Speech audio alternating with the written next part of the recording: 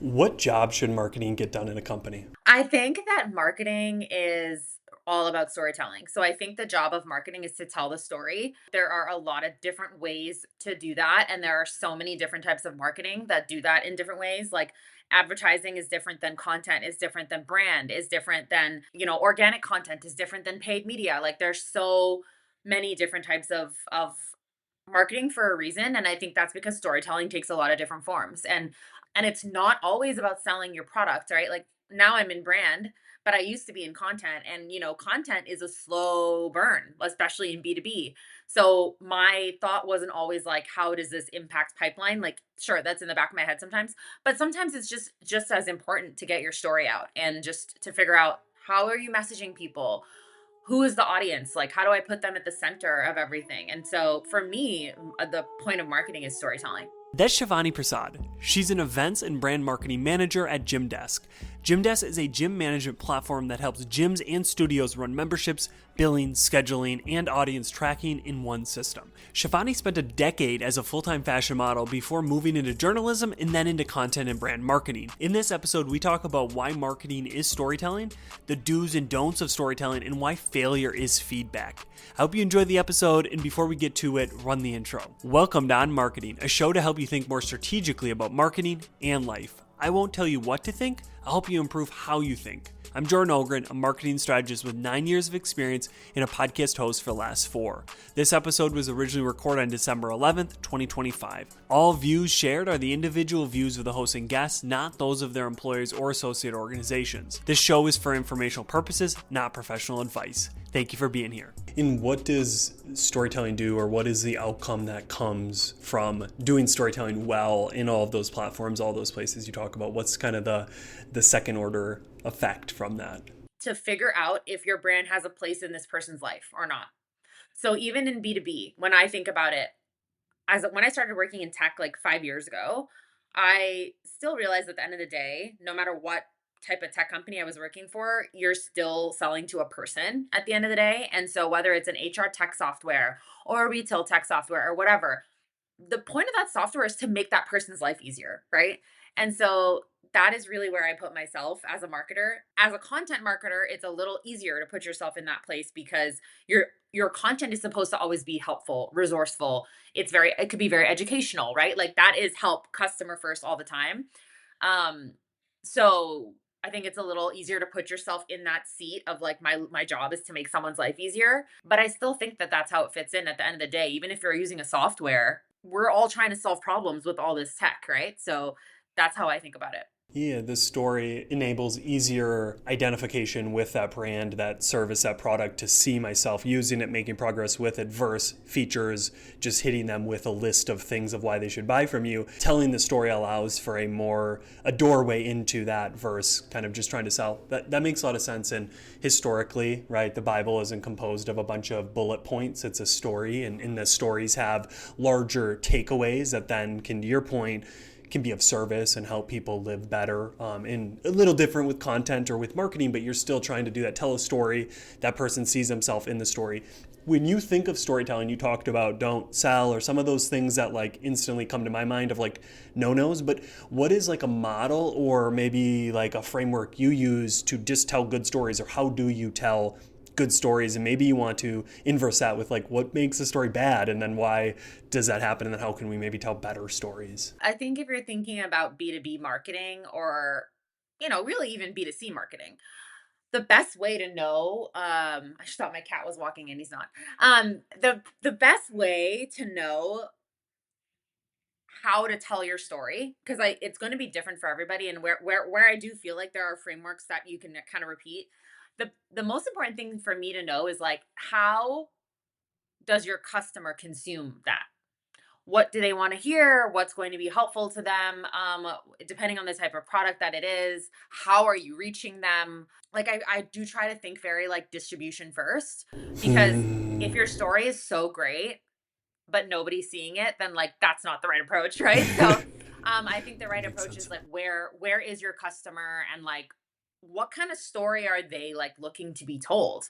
And so much of that is like like looking at customer interviews and talking to the customer success team and what are the pain points that the sales team sees coming up, and then that is where I like to like in a from a content standpoint, that is where I like to build from a brand standpoint. It's a little different because it's less about the direct like here's how we help you all the time, and it's more about just like presenting yourself as an option and saying like, if I go to this event, how do we strategically show up so to really like organically be in the community and say like, if you need this type of software at some point, just know that we're an option and we would love to be top of mind for you. I think that is how I go about it. That's how the gears start turning in my head. In terms of what makes it a bad story or what's bad storytelling? For me, if you start with selling first, like you've already lost me. Like I think that is just tacky and gross and we don't need that in marketing. We're not in sales, and even in sales, they don't start with selling first anyways. So I think the best way to figure out how you're gonna tell that story is just to know as much about your customer as possible and like learn what they want, what they not what they want to be told, but learn like where they are in their journey that like your story would help them and what parts of your story would help them. Yeah, how do they fit? Where are they really living it right now and how does it all fit? I really like the 2 points, the distribution first, which I want to touch on, but that kind of piece of maybe aligning your story with the story that's already going on in their head, or as they would say, the conversation, joining the conversation verse, which maybe advertisement is interrupting that to say, listen to what I have to say, where content and some of these other plays can merely, if you're understanding them well enough, can continue that conversation so it doesn't feel like you're selling because it's like, oh, I was already thinking that in my head of marketers. So Emily Kramer, for example, with like M marketing, yeah, like she speaks to this generalist thought or convo that I've had in my head of like, oh, AI is actually making the generalist far more stronger. But there's a whole side of it too that someone's having the conversation alternatively of like actually the specialist. So then they follow someone who's telling a story that aligns with a specialist will win the future game. And I align with Emily who says the generalist because I'm incentivized to believe her. So I really think that's important. But I love your distribution first because if you cut the tree down in the woods and no one hears it, or if a tree falls in the Right. woods, like how do you kind of talked about it's going to be different every time. Do you have like any go-to thinking or actions around how to actually make distribution first like a real thing of like how do you actually, is it, where are those people spending time? Talk me through just a little bit. You've already kind of alluded to it, but I'd love to hear, just go deeper on like distribution first, how you think through that. For every company I've worked at, it's been so different. Like for some of them, it has been events as well, which is why my new role at Gymdesk is like me really being in events and really um, figuring out how the brand can organically show up as a helpful resource for our customers. But even when I worked in GovTech, like one of the main ways they connected with customers was through either webinars or literally in-person events for these like regulatory agencies that we were selling to. And so that really helped us be very much organically boots on the ground. And I think that that is coming to light more and more and more now as we see with like even consumer behavior. They are so much more into these IRL type experiences now too. And so it really depends whether it's B2B or B2C. My world really on my marketing side is very B2B, obviously. So I really think about that. Like this person that will be buying and using the software is behind a computer somewhere. Is that where they're going to see my content and my information and my on the brand, or is there somewhere else that they are spending time that I can reach them? My go-to thing is figuring that out. And normally, as I've said, unless you're coming into a company on the from the ground up, you can talk to sales reps and customer success, and they will know where those people are and what they're doing and where they spend the majority of their time, and when they're in a place to like receive the brand. That makes a lot of sense. I think there's definitely trends to your point of the pandemic maybe making in real life more of a importance, or but for certain companies or other companies, yeah, I think it's closest to the customer wins. I think I've heard that quote, and I think that kind of parlays into this, that if you're really close to them, you know where they're at and how they want to receive stuff. Is it a webinar or is it more of a dinner-esque where there's exclusive Exactly. vibe? And yeah, no, I love that a lot. And then I also think there's another side to the distribution first thought, is that you don't think about like putting one main thing out there, but you're also thinking through of all the micro bits and all the other Yes. things.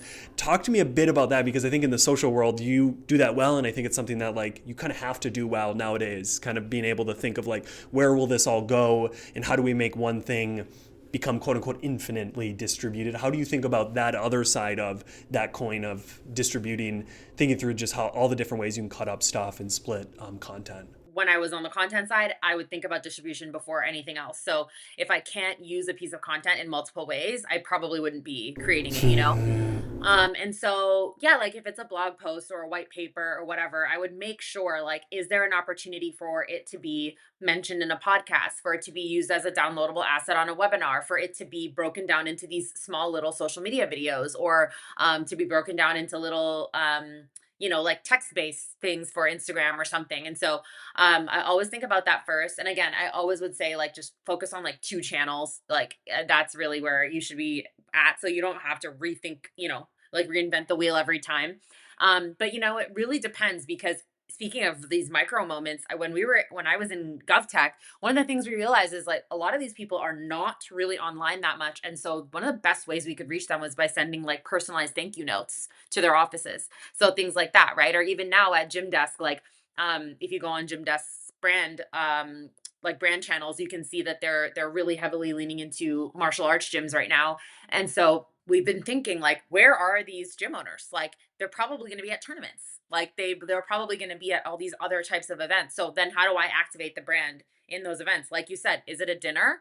Is it like, let's sponsor a coffee? Is it like an open mat? What is it? Like, what are we doing? And so we're in the process of like figuring that out right now. And so all of those little things are micro moments too. No, I love that. And I think one of my questions, which you kind of answered, was like what gets in the way of distribution first thinking. And I think it is maybe the traditional, or just like being stuck in the old way, or having a playbook. So you're not able to nuance or lean into the nuance of that audience. So then it might be, because I think a lot of times too, at least I'm from Green Bay, Wisconsin. Wisconsin is a bit behind the times, quote unquote. So you see like things will go to newspapers first before they hit digital. I'm like, that is not distribution first in my mind, where I would go first digital and then hit the newspaper, like almost duplicate it. So it's like tradition or some of those boxes.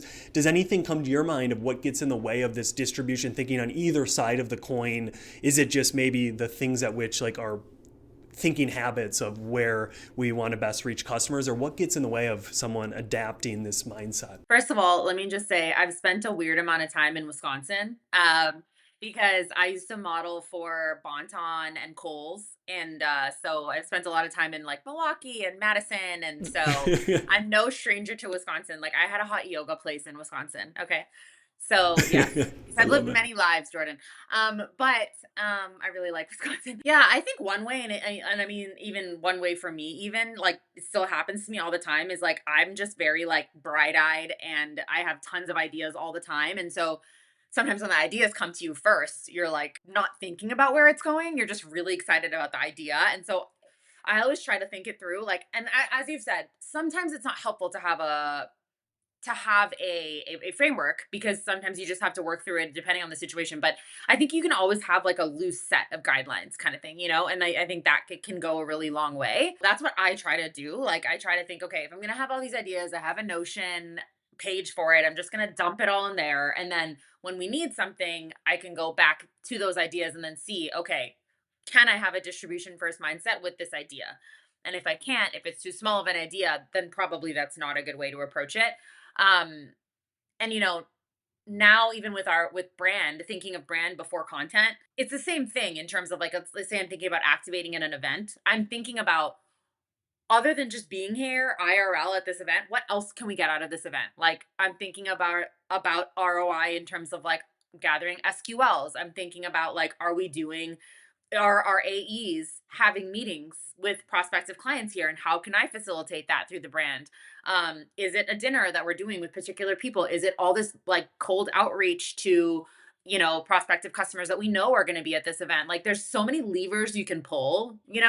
And so now as a brand marketer, I have to figure out, it's kind of like you're zooming out even more. It's like weird because you're zooming out more, but you're also thinking smaller because you're thinking these one-to-one interactions a little bit more. Whereas for content, you're thinking about all these different pieces of content, but you're thinking about reaching a broad audience if you can. So it's kind of like it's flipped now for me as as a brand marketer. Yeah. Very interesting, the interplays of brand and marketing and how kind of you might just take a different way in or a different way out when you're on brand or marketing. That really makes sense. And I do like your idea of the idea, no pun intended, of how you can get excited with an idea. And I've heard there's this animals agency who does a lot of written content, and they talked about a while ago an idea farm. And I don't know a ton of like, I didn't read that article to like the end, but it hit me of like that makes so much sense because ideas off first rip, and I actually had a recent post about this, like most ideas suck, and I think it's a hard thing for us to kind of come by that. But like the idea grows through friction, or if you think of like the garden, it grows through watering and kind of having things taken off it. And if you just run with an idea, rarely will it be the best version of that idea instantly. So I think there's almost like there's ways in which to pause that, but I also think like if you're someone like that, you probably even need idea farm even more, whether that's in your notes app, Notion, or something. I think that's a huge Totally. unlock. So I love that you note that, so I didn't have to be the one to say it, but kind of piggyback off it, because it's so important to kind of being able to think through, where does this go, how does it go, if you have time and space, which the idea farm or something like that, it gives you that slack. Yeah, and also I think it's about realizing that like I used to be very like purist in the sense of like, well, this is my idea and I really want it to be this way. But the more you work, the more you realize like it really is such a benefit to have so many smart people around you to help you iterate that idea. And like you have to be open to iteration, and you have to be open to the fact that like whatever your idea is, it's the end part, the end of it's not probably not going to look exactly like that. Still inspired by your idea, but just be open to like all those things, like even with brands, sometimes I can feel myself getting a bit like, but I really want the event to be like this or whatever. And it's like, but that's okay. Like I have so many people around me that are experts in different things, and I can be open to, if it's not exactly that bullet point that I had in my Notion, like that's also okay. Like we're all here to collaborate and work together and like just get to that goal, which is just to tell the story, and hopefully it resonates, and hopefully, we're the best platform for you. But it's there's many different ways to get there, and I'm not the only brain in there, right? So I love that. I believe Rick Rubin in his book, The Creative Act, talks about how it's actually very egotistical or pompous to have that finished goal when you start, because then essentially you're keeping out all other influences that could make that end thing better. And I think that for me was a huge unlock of like, yeah, how am I so smart that I know what the end should be, rather than I have an idea, I have an insight, I have a spark, and like let's just throw some stuff on the fire and allow others to come to that fire and throw their stuff on it, and then by the end we have a way bigger raging fire that's keeping us all warm, versus if I just like, no, don't put that there, it's my idea, like I need to make it, like, yeah, no, I love that. I think control and power, like getting stuff done, are opposites, where the more control we have, sometimes the less outcome power that we actually, it's like a false thing where if we lean into power, we let go of control and we actually realize, wow, through that we actually created something far better than ever could imagined ourselves. And it's a freeing for me to kind of realize how selfless creation is, versus sometimes when you first start, you're like, because you start creating by yourself, it's a very selfish or solo thing. But man, there's something so fun with creating with people, with teams, interviews like this, because I have no clue where you're going to take it, and I really enjoy where we've taken it so far. So no, no, I love that. 100%. And I think that that is a really big facet of marketing as well, is like it's not, there should be no ego in marketing. Like if you are going into marketing with an ego, like that, you're already on the wrong foot, my friend. Like marketing is not about you, right? Like so, and if you think that, you're already in the wrong place, if you ask me, because um yeah, it's about the story, and it's about how many people can benefit from this product or software or whatever. And so you need to remove the ego from it completely. And that's not just like, whenever I get asked in interviews, like for jobs, like what do you like about a job place or whatever, and I'm like, I cannot work in an environment where there's ego. Like, first of all, it's just so childish to me to be like, well, that's my toy. Like, shut up. But also, like, at the same time, like, it's just not how good work happens. Good work does not come out of people being in teams with egos. Like, you just can't. Well, that I think Shivani puts a perfect bow on kind of the stories and how the best stories are told with others. Are you ready to get to the life portion of this interview? Yeah, I don't know if I have a good answer for this, but yeah, I'll It's a try. super easy question. It's super easy. So, Shivani, what for you, so not answering for all humans, but just for you, what is the job that you're hiring life for? Or at the end of life, how do you say that was a life well lived? I think for me, I've the older I get, I've been in so many different communities. I've had so many different jobs. I've had so many different like identities or whatever, if you want to call it.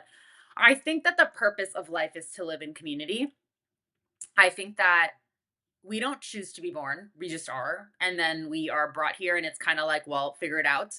And so, and we live in communities where we depend on each other.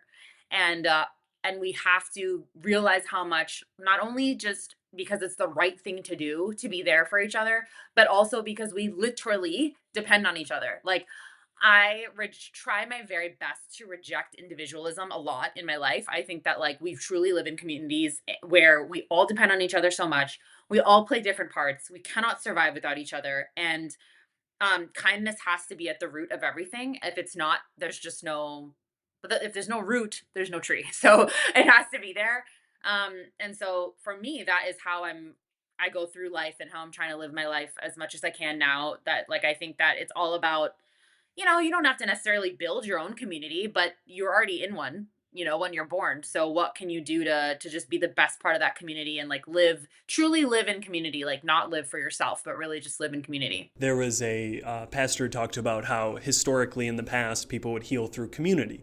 You would have someone within your community, you'd heal together, where now if you think of therapy and all of these things, it's healing isolated, it's healing individually, and then you go back to the community with your healed self. And this person was just trying to just look at that maybe critically of like, is that the right way to heal, or is that an illusion that we only can heal in community because like community has someone that I don't like, but I put up with them, and that grows something within me where if I just go to a cave somewhere and become a monk, which is needed, good, but like then you're not rubbing against people in the community who have a different view or whatever. But maybe, which could be fun, Shivani, I'd love for us to, because I actually was talking to someone this morning about this individualism kind of collective approach.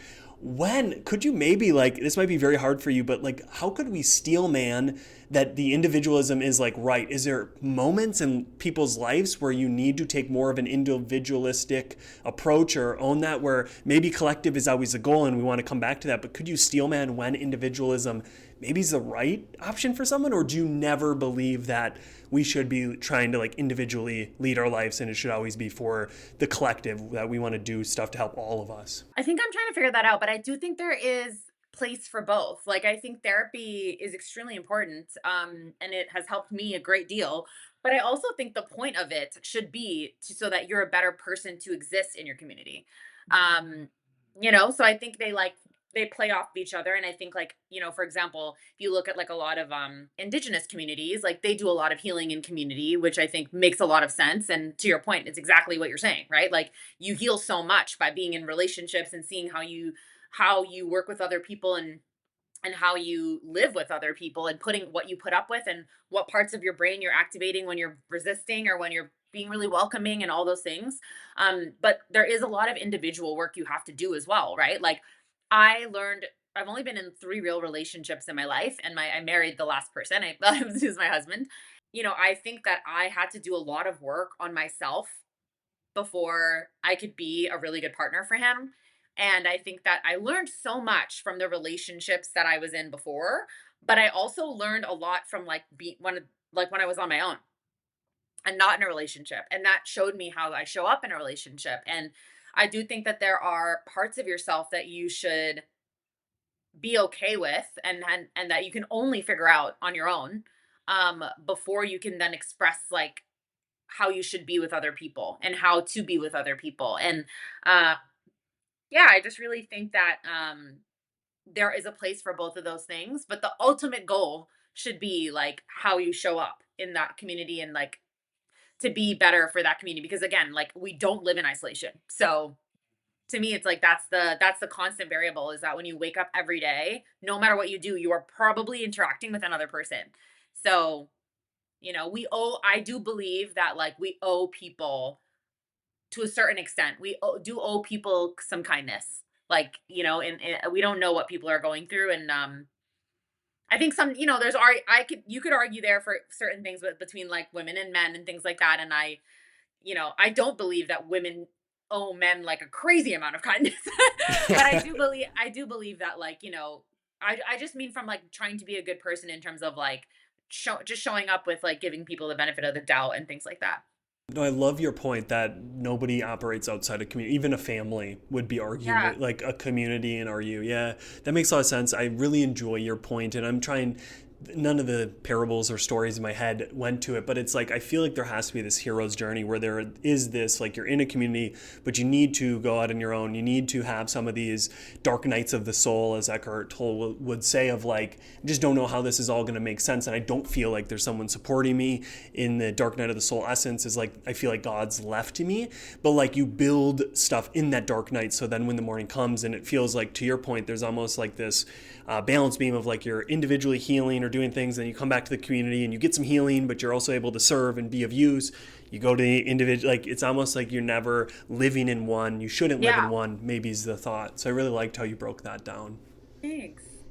What is something, Shivani, in your life that, and you can take this anywhere, so kind of open playing field, but like 2 years ago, 3 years ago, you believed X, you believed Y, and today, maybe you haven't like gone 180 on that belief, but you just believe something slightly different. What is that belief for you, and what maybe caused that shift in perspective? I think this is so hard because it's like such a nuanced thing, but I I have a poli-sci degree. So it's very hard for me to not think of things on a systems level. I'm always thinking of how are things existing in the system, right? And so like it's very hard for me to think of things as like isolated. So in that sense, it's very hard for me to think of an individual and an individual's choices and an individual's decisions and whatever to be the sole reason for why they're in the position they're in their life. And I still believe that. I still believe that for some people, because of the way our world is built, no matter what you do, upward social mobility will be difficult for you. And sometimes you cannot wish your way, dream your way, manifest your way out of that. However, something that's changed for me in the last few years because of my own experience, and again, this is obviously anecdotal, not on a systems level type of thing. Like, obviously I used to be in academics a lot, so I really do believe that like in order to have make a sound point, you have to have like show a pattern over time. So I just want to preface like this is my anecdote. But like I never thought that I would work in tech. You know what I mean? Like I have a poli-sci degree and a French degree. I was a journalist for a few years. I was a model for 10 years. Like if you were to tell me 5 years ago you would be, in a senior position at a tech company or whatever, I'd be like, no, I'm not. Like that is just like not possible for me. How the hell would I enter tech? But so that has made me think, while I do believe in like, Maslow's hierarchy type of thing, you do have to have certain needs met. And I don't believe that you should ever have to struggle to survive. I do believe that now that sometimes you do have to just be a little bit bold and things will happen. So like I just didn't think I would get any of those tech jobs, but I was like, screw it. I'm just going to apply anyways. I don't care. What's the worst that can happen? I don't get in. Okay, whatever. Then I just won't get the job. But the best thing that could happen is then I'm in and I build a tech career, which is what happened. But like if I kept thinking to myself, you have no tech experience, you were a model for 10 years, you were a journalist, you have a poli-sci degree, none of this has anything to do with marketing or tech, like I would have held myself back. So I think I'm now starting to think that again, I think that I'm starting to understand that it is more of a balance of that. I do think that there are so many systems that are working against us constantly, but I think now I'm starting to believe more that there is more power in your daily decisions. There is more power in your choices. When you get to a certain point, I totally believe that. Again, that is not to say that I don't think that the systems barriers are there because they fully are. But like, I guess I've just started to believe a bit more that like I have a little more control than I thought I had, and that like my decisions and everyone's decisions, I think, hold just a little bit more weight than maybe we like to give them credit for. So would you say your locus of control, like you're feeling that I can control where things are going, or I have like a say that increased, that if I say yes to things or if I kind of step into stuff can happen, while there's still acknowledging and trying to remove systems barriers that do keep people, to your point? Because yeah, while Maslow or some of that history of him, and I don't know if it's the Nazis or whatever, is interesting, I do think the underlying does hold true of like if you're hungry, or if you think about like raising children's readings levels and they're hungry and stuff, you can't just do more tutoring, like you need to then Right. be like, oh crap, they're not You getting need to eat. Yeah. they're malnourished, and like who can study when 100%. they're hungry. So I love that, and I think like it's invert thinking is something I do a lot. So I go to like kind of polls. And I think if you had to pick a poll of I control my life and I can make decisions that make progress or whatever, or I'm completely out of control and things are happening to me, I think it's always better to take that side of the polls of like I can do something that can change my life. Because I think there was a study done with rats where if they hit a lever, it would sometimes zap them or not zap them. And eventually, with the unpredictableness of that, the locus of control being removed, they just go to the middle and lie there and die because no one wants to live in an unpredictable world that I can't, if I eat healthy, I get fat. And it's like, well, then I'm just going to die because like I'm doing the right thing. But there is some leeway of like, if you do eat healthy, you should have some positive benefits. So we do hold some power. So I really love that. And I've had my own fluctuations in how much power manifesting, just all of that where you kind of grow. And maybe that's an age thing or like you keep growing in your ideas around it as things happen, as you send off resumes and they land and you're like, wow, I need to listen more to intuition in the universe or that. And I love that. Yeah, and I think part of it is like we are very conditioned to like stay away from failure and think that failure sucks and I don't want to get a rejection. And so if there's like this much of a chance that I get a rejection, I'm just not going to do it. Whereas I like to say I would like to get as many rejections as possible. I would love to go through life saying I tried so many different things and I was rejected so many times, but also I was accepted so many times. So many times I didn't think that I would be. And like look at all these crazy cool experiences that I had. And also failure is nothing but feedback, right? Failure is feedback. That's it. Like you are, nothing is a waste if everything is an experience and you have to go through life that way. You just have to go through life that way. And so that's why I like to make a lot of content about failure as well, because I really want us to like flip it on its head and not be so afraid of it and just see it as always a learning experience. And I also think that will help us connect with each other better because then we're not judging people so much. Like, we're not saying, well, you failed at this, so you XYZ, or you got a rejection, so that must mean XYZ. It doesn't mean it, it just means you learned. It just means that person had an experience. And so, I think that is often something that can hold us back a lot. And that's also, I was so, so afraid of rejection. Like, but then once you're a model and then you're a journalist and all there is rejection for so much of your life, you're like, oh, actually, this is just like a part of it, It's not And bad. no, and you just learn Yeah. every time. And like, if something isn't for you, it's not for you, and that's fine. Something else will be. I like that failure is feedback. I think I've heard it framed like you either win or you learn. So similar concept. But I do think there's a evolutionary reason for why we hate rejection. Because if you think of the tribe, rejection from the tribe wasn't just like a lack of dopamine or people are laughing at you. It's a death, quote unquote, because you're outside of the village and now no one wants you and you have. So I think that has always been something interesting to me of like it's built into us to conform, to be part of the group, to fill in that consensus verse leaning into rejection without realizing like, wait, it's not 40 AD anymore, it's 2025 and a rejection on X makes me feel like I'm going to get kicked out of the village, but like there is no longer that and like I can live. And like, so I think there's some of those thoughts that I've worked through of like, that's why rather than vilifying myself, of like, geez, you're so weak that you can't deal with failure. It's like, no, DNA wise, failure is or rejection is the worst thing because that led to death. You have on social, as you talked about, you do it well. I think you call it the Museum of Failures, which is kind of funny because you're building a Museum of Failures as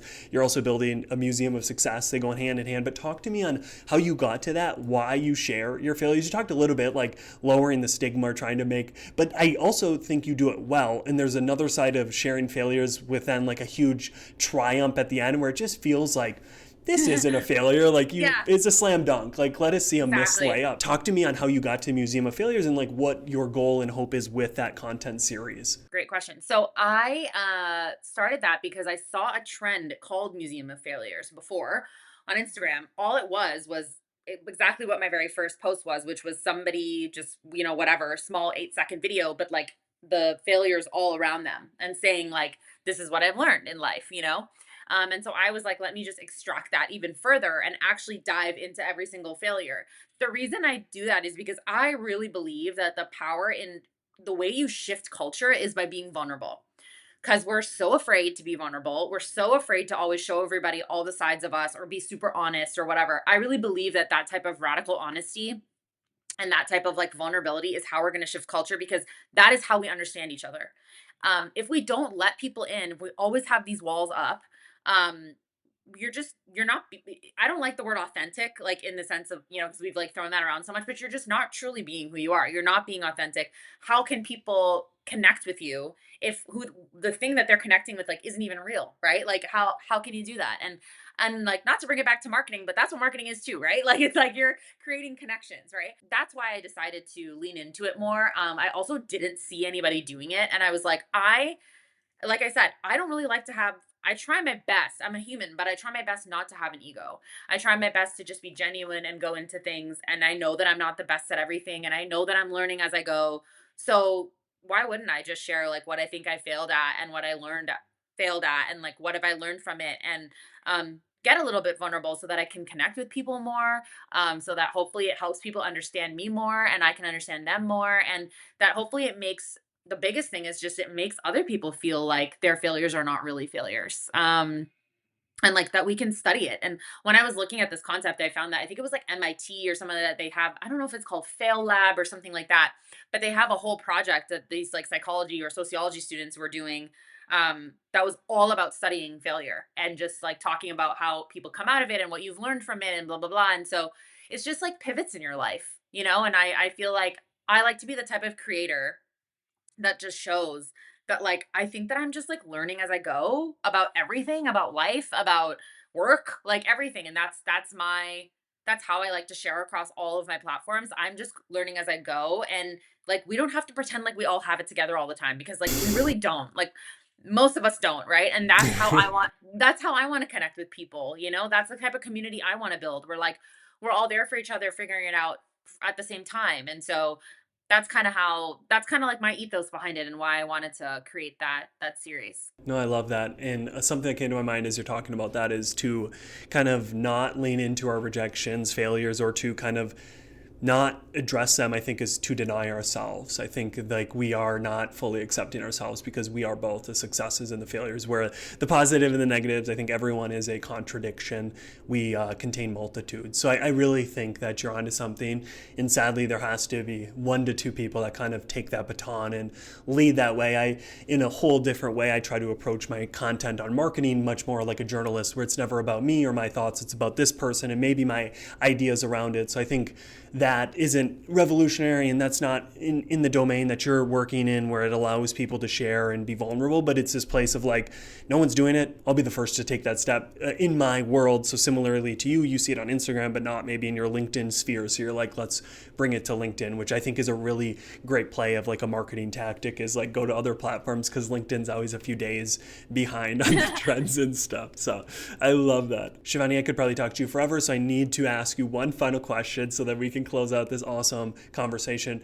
There's this movie called Inception, whether you saw it or not. I did. I'll give a quick synopsis, but essentially these groups of people go into people's dreams and incept more malicious ideas. I'm going to sell my company. I'm going to give this person a stake. And then tomorrow they wake up with that idea being theirs, but it was really incepted, planted in their minds. We're going to go on a benevolent angle for it, is you get to go in the minds of every person on the planet and incept an idea. So then tomorrow we wake up and the idea you incept is our idea, and we live out of that idea. So then likely the world will be different as we all live out of that idea. What is the idea you incept into the minds of every human? My idea would be like, how can I root myself in kindness so that I am a better member of my community? Like that would be my thing. I really think that like kindness is at the root of everything, and kindness is connected to community. And so yeah, that would be the idea that I would want to put in everyone's mind, I think. Yeah, that would be a world that I would love to wake up to. Well, thank you so much, Shivani, for coming on, sharing your insights and your humanity. I appreciate it. Thank you so much for having me. It was awesome. And this is the end of the podcast. What one idea or topic of conversation stood out to you today? Write it down, share it with a friend, post it on social. The main thing is take action. That's how we go from theory to mastery. We need to practice. We need to put it into practice. Thank you for listening and being here, and I hope you tune in next week.